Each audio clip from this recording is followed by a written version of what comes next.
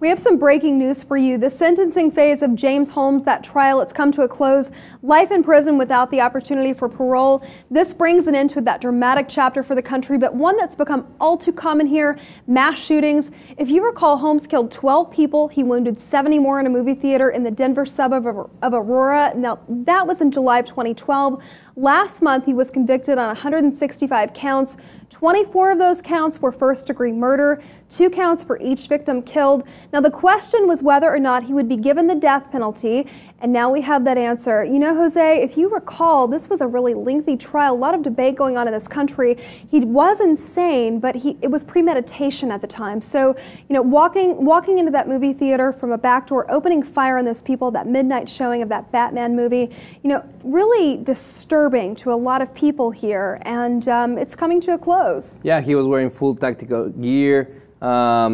He was a neuroscience graduate student that his academic career was kind of floundering, and at the same time, there's, you know, part of the trial was the review of the diaries and the notes that he had, and you can see how the schizophrenia really took hold of him, and he acknowledged the situation, and he, in several, you know, parts of this diary, he did acknowledge the fact that his mind was broken.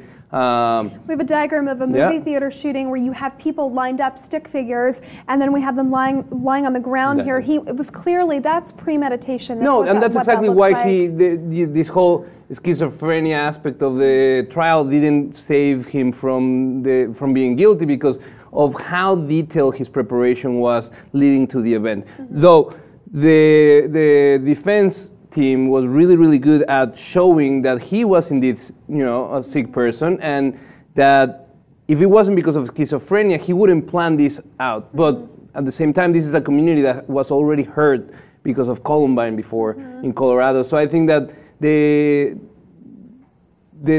fact that he was a mental health patient, or he wasn't a patient, he was suffering a mental health problem. He was diagnosed. Self-diagnosed. Then he was diagnosed during the trial. Was not enough for them to feel sympathy, but at least they are, you know, giving him, sparing his life. He's not, you know, facing the death sentence. Well, it was a woman that actually defended him. Her name was Tamara Brady, and she had to say this of the assault: it was a tragedy born of disease, not a choice.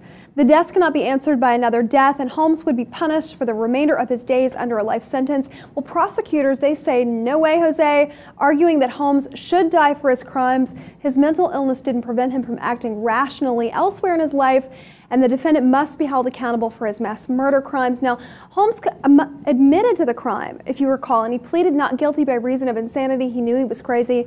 This jury rejected that defense, but they didn't give him the death penalty. No, they didn't, and there's a big debate about that. Like, what is the right punishment? What is the right strategy for the prosecutors? The cost of it, because now it goes into appeal. Like, if you go with the death penalty, then goes a lengthy appeal process where there's just, you know, tax money being involved in legal fees, and then keeping this guy alive in death row versus just keeping him alive forever.